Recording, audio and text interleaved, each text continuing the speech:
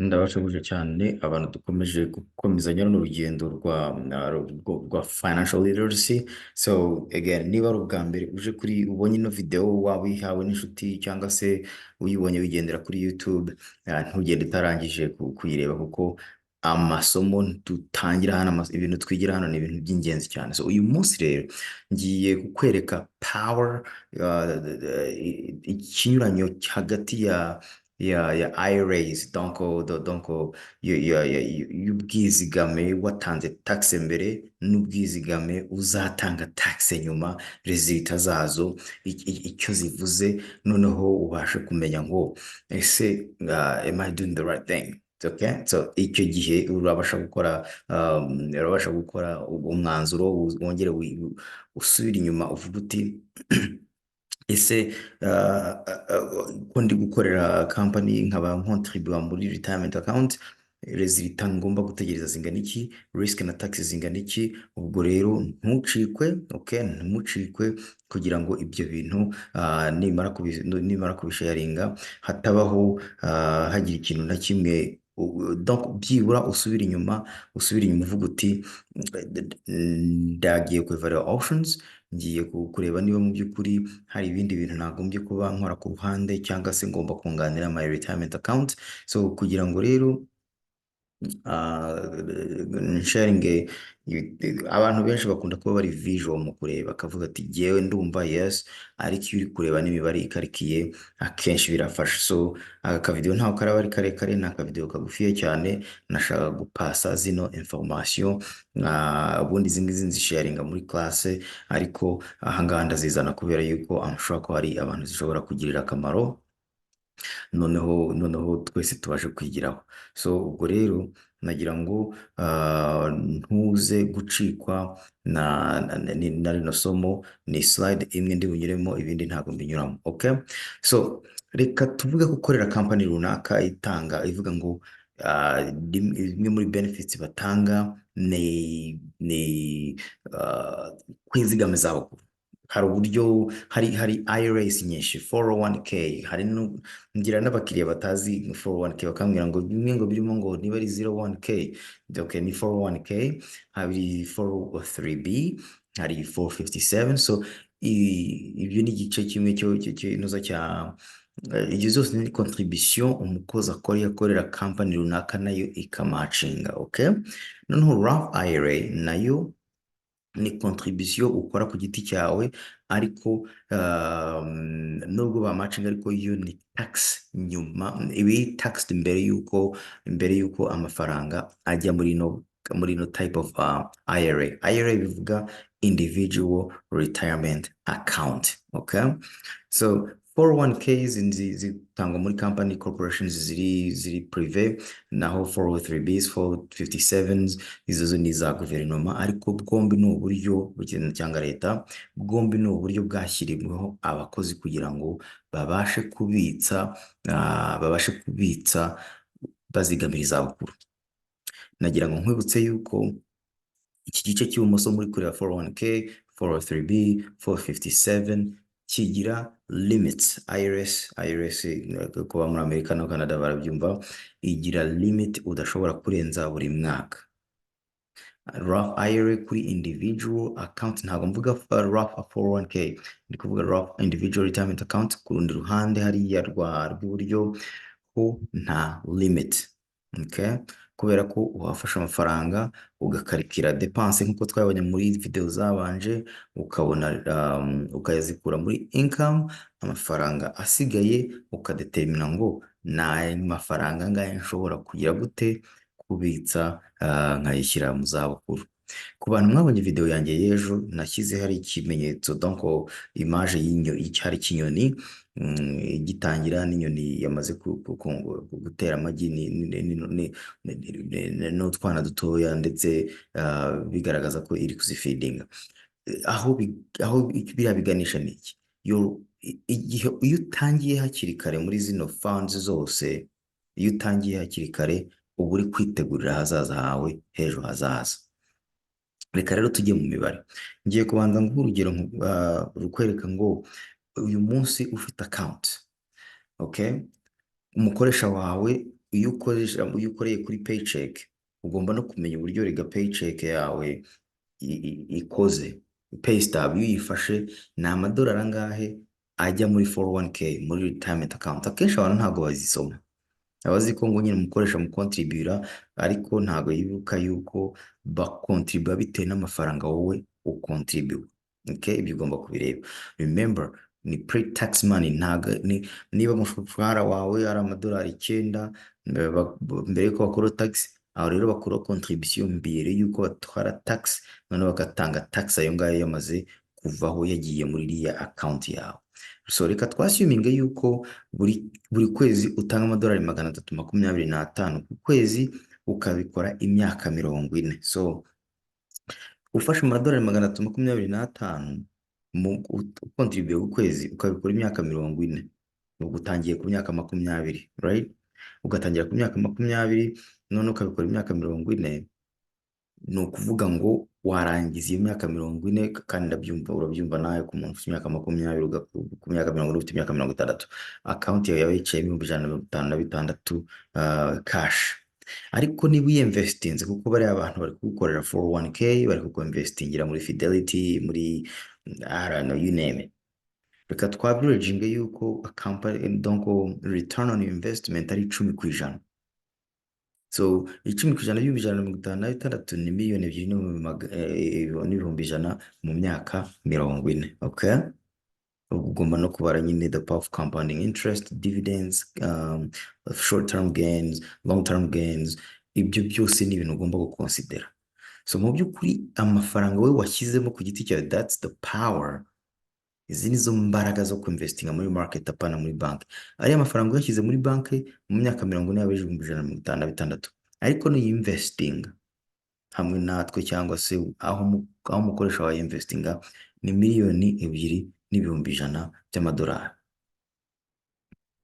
Hanyuma kuko wibuke ko ngitangira yari tax, no kuvuga this money grow, aya mafaranga kura batayakuraho tax.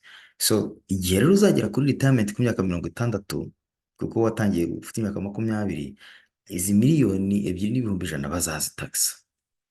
So ibi ngiye twita distribution. Nutangira kuyakuramo wihemba urabyibuka nkubwira ni uyu munsi urakora, hari umuntu ugukatira sheke akaguhemba, nkakubwira ni hari undi munsi uzakora nta muntu uguhemba, ahubwo wowe ugomba kugira gute kwihemba.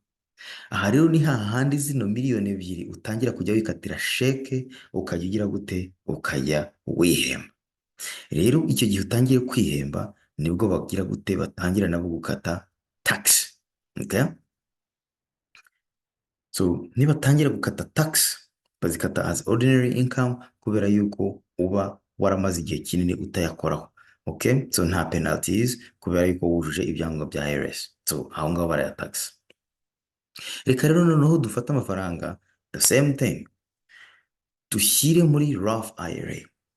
So ni ukuvuga iki? Ndahembwe, tax zatanzwe, Uncle Sam yakuyihwaye, mfite imyaka 20, ntanze amadolari 325 buri kwezi, ngiye kubikora imyaka 40. Remember, amafaranga yinjira muri zino investment account namwe, ikinyuranyo gusa hamwe ntago natanze tax mbere yuko nyashyira muri investment, ahandi natanzeho tax nyuma, mbona noneho kugira gute ku investing.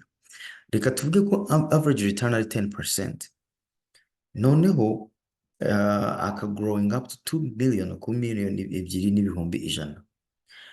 Kuri distribution, remember natanze tax kuri 325, nari naratanzeho tax kubera iyo ndainvestisa, kubera iyo mpamvu growing tax free. Ku ruhande rw'umusore naberetse akora icyo bita growing tax deferred. So aha rero izi 2,200,000 ntabwo zizaba taxed by IRS kubera yuko nazitanzeho tax mbere yuko nzikontribuwaho. So noneho wowe ikibazo ni nkubaza kurangiza, ese wowe wumva watanga tax kuri 2,200,000 cyangwa watanga tax ku madolari 325 utanga buri kwezi? Okay, so icyo kintu cyonyine kiragufasha kwimagine, uvuga uti oh tiens, amafaranga ngenda nkontribuwa ku mukoresha wanjye agenda ntangira, burya n'amafaranga nta taxi nyatangaho. Hari umunsi nzaritayaringa ubwo nzaba nyakeneye ntange taxi, ariko hari igice cy'umushahara ukorera utangaho taxi. Ushobora rero kwimajina ukuntu umuntu ajya mu kazi agakora atanga taxi, wazamara no kuritayaringa nabwo ukayaritayaringa utanga taxi ku mafaranga wakontribuye waguze iyo uri kwiteganyiriza ahazaza. Who's winning? Ninde muntu uhomba, ninde muntu wunguka? IRS izakomeza yunguka kuko wayitanzeho tax, nako wayitanze tax nk'umu good citizen, wishyura tax. Urazamutse ugeze aho ubuzima bwawe budashobora gukomeza kujya mu kazi. Ugiye gushaka amafaranga yawe muri retirement kugira ngo utangire wihembe, urongeye ukomeje gutanga tax kuzageza ubwo ushizemo umwuka. Ese uramutse ubonye ko hari uburyo ushobora gutanga amafaranga ukajya uyatangaho tax ukishyura mbere, ntihazagire umuntu ugira icyo akubaza, then amafaranga yakagurowinga tax free. IRS ibizi ko yabitsa kuko tukohereza tax forms, ariko IRS ntabwo iba ari tax sheltered, IRS ntabwo iyakoraho. Okay, ikiza ni ikihe? Ndagira ngo rero wibaza ako kantu. So niba ukeneye kumenya ngo uyu mwaka IRS limits za IRS ni amadolari angahe bazemerera abantu kubitsa, ibyo nabyo ibisubizo byose biri ahangaha. 2024 IRS ngo ndagira ngo nkwereke yuko IRS iba iri kureba ibintu byose dukora, kandi ariyo itanga amategeko y'ibintu tugira gute tugomba twe kubitsa. Ngibi hano muri 2024 IRS contribution limits, ibi byose mbishyize muri Google, nta nubwo niyo nshakisha. Okay, hari ikintu nshaka ko ureba muri ziriya plan namaze kukwereka 401K, 403B, 457 n'izindi government na TSPs bazamuye ku 23, bavana kuri 23 bavanye kuri 22,500, aho ubu bazamuye amadolari 500. Ariko ku ma IRAs bavanye kuri 6,500 bashyira ku 7,000. So the question to you, kuki IRS izamura contribution limits bakavana kuri 6,500 bagashyira kuri 7,000 ku mwaka? So ushobora kwimagina niba ukorera amadolari 80,60, ariko ukaba wemerewe gusa kubitsa 7,000 ku kwezi. Ku mwaka utunzwe ubeshwaho n'ibihumbi 70, ariko ushobora gusa kwemera, ufite limit yo kuzigama 7,000 ku kwezi, right? So ni gute se wazatungwa niba uri muri lifestyle y'ibihumbi 70,000, ibihumbi 7,000 ku mwaka, ufite isi no ku kwezi, ku mwaka urumva bizagutunga kandi urubeshejweho n'ibihumbi 70? No, ukeneye indi strategy yunganira your annual limit. Iyo rero ntabwo igomba kugendana muri limits za IRS, igomba kugenda ku ruhande rwayo. Niyo mpamvu tuvuga individual retirement account wamaze gutangaho tax deja, iyo nta limit igira. So ibyo rero bikwereka ko jyewe nawe nubwo wakora uri dedicated ku kazi kawe, ufite limits utagomba kurenza kugira ngo growing your wealth. Kugira ngo bypassing nuko ushaka your investment company private ni ukuvuga ziriya zindi twabonye zikoreshwa na guverinoma ndetse n'umukoresha, ariko umukoresha doesn't care. Nta nubwo azakubwira, nta nubwo azakubaza niba imibare yawe ihura. We agushyira muri system ukavuga ngo nangahe percentage ushaka gucontribute. Iyo ukoze over contribution, IRS iraguhana. Mfite umukiriya yarambwiye ati benda ndashaka kujya maximizing ROTH IRA yanjye, noneho ati nkabikora rimwe mu mwaka. Noneho kubera ko of course iyo ubikoze mbere upfront hari sales charge utanga keya, ati ngomba kongera nkaya maxing IRS donc investment company irahamagara iti no, yabaye over contribution, mugomba kuyamuvinga mukashyira mu wundi mwaka ukurikira mbere yuko IRS igira gute ibahana. Kubahana no kuvuga itanga penalty. Okay, so giye ku kibazo nshaka rero ko akadovo nshaka ko kuguhani, jya mu company yawe ukorera, usigning in muri kuko company ukorera ntabwo ariyo most likely ko investingira. Company ikorera contractinga investment companies ziri private hanze, ikababwira iti dufite abakozi 50, uko tuzajya duhayaringa umukozi tuzajya tubaherereza izina rye na pourcentage yatoya azajya contribua, tumumacingire 1% cyangwa se 50% of his first 6%, hanyuma mujye muyatwara ku mushahara we, dore konte ye, dore nimero ya banki yemberwaho, dore routing bank, muyajyane. That's it. N'ikimenyimenyi iyo uvuye muri iyo company amafaranga asigara hahandi, nta intere bafite yo kuyacuruza for you, kubera yuko ntabwo bahemba, ntabwo ugikorera ya company bafitanye contract. Niyo mpamvu uyu munsi niba warakwitinze akazi kamwe cyangwa tubiri, ugomba kumpamagara, tugahamagara ziriya company, amafaranga tukaya rolling over, tukayashyira muri company yawe bypassinga IRS, hanyuma ugakomeza ukakontribuwaho, hanyuma ukazagira nyine amafaranga growing the tax free, not tax deferred. However, niba ufite IRA ivuye muri company iri old company, ukaba ufite indi IRA, ni byiza yuko zino fund zigomba kugenda zisa, so ugomba kuyavana muri one IRA uyashyira muri one IRA. Ntabwo ushobora kuyavana, yes you can, ushobora kuyafata ukayavana muri one IRA ukayashyira mu yindi, ariko hagomba kubaho naho penalties. So ibyo ni ibintu nabyo nzagenda ngusobanurira ubwo nzatangira kubivugaho. So yindi video nzakora ubutaha nzaza mbabwira kuri 529. Iyo ni fund yo guteganyiriza college y'abana bacu. Nzabereka the limits, mbereke uko ikora muri states, hanyuma mbereke na benefits zayo. Rero ntuzatangwe, kugira ngo uzayibone again ukore subscribe kuri ino video, kugira ngo nimara ku releasing iyo video izindi zizajya zigucika. Again, dufite aba subscribers bari kuza ari biyongera, I appreciate, ndabyishimira, feedbacks ndi kubona ndazishimira, message ndazishimira. Ushobora kunkontakta hano hasi niba ushaka gufungura IRA cyangwa se investment account, cyangwa se life insurance, cyangwa se auto insurance, cyangwa home insurance, cyangwa retirement accounts. And I do all that, ndabikora ibyo byose. Kandi ikinyuranyo cyacu n'izindi company, ntabwo uhamagara 1-800, urampamagara ukavugana nanjye, tukicarana tukanyura mu bintu nkabishyira muri langage yumvikana.